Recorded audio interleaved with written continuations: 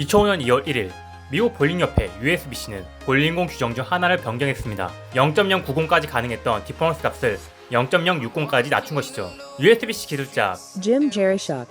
연구를 통해 스트라이크 포켓으로 들어가는 각도가 클수록 스트라이크 확률이 증가되는 것을 알게 되었습니다. 그 이후 USBC는 고득점을 방지하기 위해 볼링공 제조 시의 디퍼런스 값을 줄이기로 결정하죠.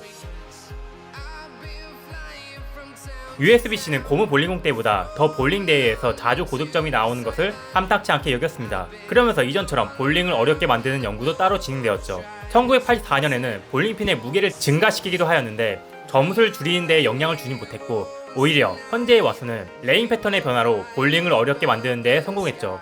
볼링공보다 똑같이 던질 수 있는 일명 기계팔이 중요하다는 얘기가 있습니다만 선수들은 심리적 긴장만 제외한다면 큰 오차가 없는 RPM과 구속으로 원하는 곳에 던질 수 있는 훈련을 받은 사람들이기 때문에 오히려 이러한 부분에서는 예외인 사람들입니다.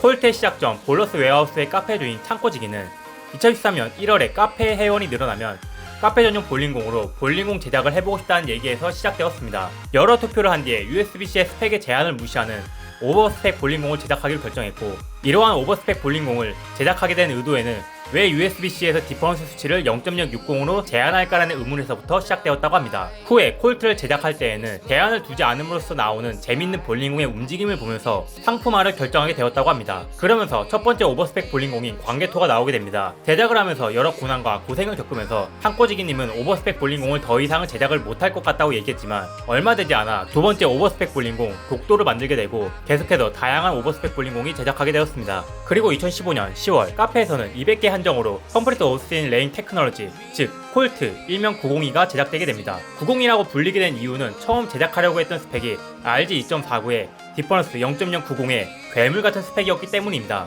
하지만 해당 수치가 너무 과도해서 컨트롤이 너무 어려웠기 때문에 최종적으로 0.081로 조정되었습니다. 콜트부터는 정식적으로 미국에서부터 다른 여러 나라까지 새로운 비규정 브랜드로 출범하기 위해서 엑스트림이라는 브랜드를 사용하게 되었습니다. 제작 이후 폭발적인 반응에 금세 품절이 되었고 이후 창고지기님은 콜트 골드 버전을 준비하고 있었습니다. 하지만 콜트만을 위한 코어의 재료를 납품받는 업체가 다른 곳으로 인수가 되고 인수 이후 해당 재료를 취급하지 않으면서 문제가 되었습니다. 재료는 구할 수 있었으나 재료가 비싼 탓에 볼링공의 가격을 30만원 정도로 책정해야 만들 수 있다는 얘기가 나오면서 콜트 골드의 판매는 그렇게 시작하지 못하게 되었습니다. 참고로 디퍼런스 1.01에 괴물 볼링공을 출시하지 못했다는 얘기를 하였었는데 이것이 아마 콜트 골드가 아닐까 추측됩니다. 그리고 2017년 코어의 재료 가격을 해결했는지 새로운 오버스펙 볼을 만들겠다는 얘기와 함께 콜트 레니게이드가 나오게 됩니다. 당연히 오버스펙을 기대해서 구매를 하신 분들에게는 좋은 반응을 얻었고 에너지가 빨리 풀리지 않게 노력을 했다는 얘기와 함께 폴리싱과 펄커버 스탁의 매끄러운 마찰이 더해져 그런 기반 덕분인지 오버스펙임에도 불구하고 백엔드 구간까지도 잘 밀려나가고 강력한 백엔드 모션을 보여준다는 평이 많았습니다.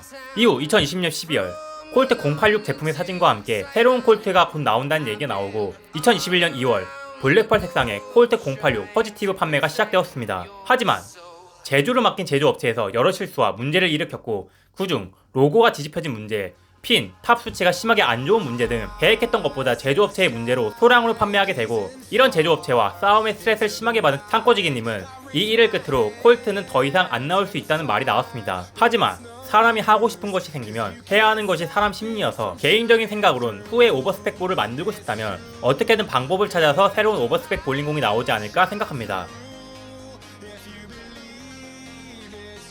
괴물 같은 회전 스펙을 보시면 아시겠지만 이 볼링공과 가장 어울리는 볼러는 구속이 빠른 볼러입니다. 일반 하이 퍼포먼스로도 스트라이크 존으로 포켓팅이 안 되거나 포켓팅이 되어도 구속이 너무 빨라서 5번, 7번, 5번, 10번 핀이 남는 경우를 겪으시는 볼러분들이 있습니다. 그런 분들에게 추천하는 방법은 극단적인 스피드에 맞게 180방, 360방 샌딩으로의 극단적인 마찰 조절과 극단적인 볼링공의 레이아웃일 것입니다. 하지만 그러한 문제를 콜트는 쉽게 해결해줍니다. 볼링공이 볼러의 문제를 해결해주는 경우이죠. 구속과 훅이 적절하신 분들에게도 오일에 맞게끔 사용하시면 크게는 문제가 없으며 훅이 많으신 볼러분들에게는 다루기 힘들기 때문에 써야 할 사항이 거의 없을 것이라 생각됩니다. 지금까지 대회에서 사용할 수 없는 한계를 넘은 볼링공 콜트를 알아봤는데요. 가끔 볼링공보다 팔이 중요하다고 하지만 연구 결과로는 전혀 달랐습니다. 혹시나 여러분은 자신의 구질에 맞는 원하시는 상상하고 싶은 오버스펙 모션이 있으신가요?